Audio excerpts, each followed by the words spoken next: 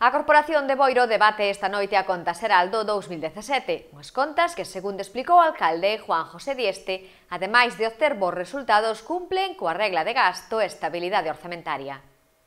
O Partido Popular de Boiro leva a aprobación da Conta Xeral do 2017 ao Pleno. O alcalde Juan José Dieste afirmou esta mañá que se trata do mellor exercicio dos últimos 30 anos, o que dá mostra da boa xestión realizada polo equipo de goberno. Cun remanente para destinar a gastos xerais de 1,7 millóns de euros e un aforro bruto de 2,7 millóns, no que cabe destacar a axilización do pago a provedores, que se mantén nunha media de 16 días, e co endebedamento nos niveis máis baixos dende a década dos 80. Abordan un remanente bruto de máis de 3.700.000 euros, que quedan un remanente para gastos xerais de 1.300.000, o cual solo a lei nacional, que ainda non ha cambiado nada, a pesar das promesas, nos deixa máis de 400.000 euros para inversión, do cual o alcalde evidentemente non está de acordo ter 2.600.000 euros, non, 3.300.000 euros aí parados, que son ben repercutidos por el PED. Ademais, temos un aforro bruto de 2.700.000, que nos pasamos con algunhas deduccións para gastos a 2 millóns, temos un resultado presupuestario de 1.700.000 neto, temos 1 millón de euros. Estamos pagando a proveedores algo máis de 16 días, sabemos que o límite son 30 días, por lo tanto, non estamos ao 50%, estamos ao 100%, porque 30 sobre 16 case o 100% de eficacia, e temos un endebedamento máis baixo de finales da década dos 80, que está no 39,5%.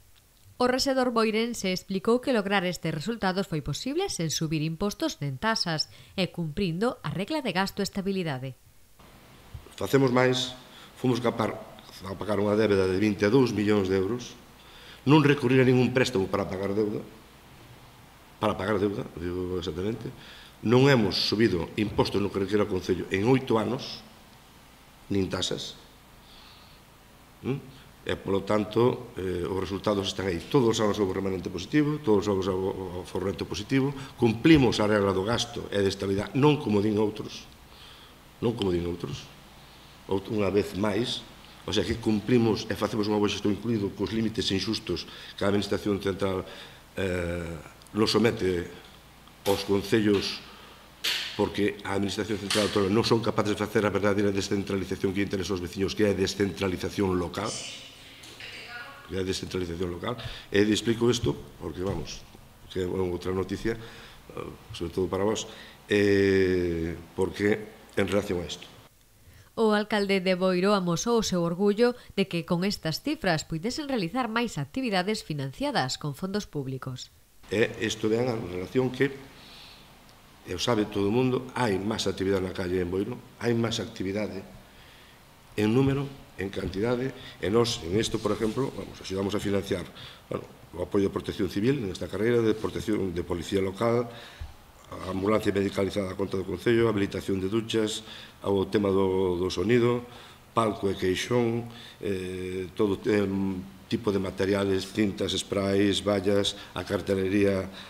da Pobra, pois colaboración económica para cubrir os gastos da carreira. Esta é unha actividade que non había antes do 2011, como moitas. Eu creo que é de todos conhecido. Entón, nós estamos, resumindo,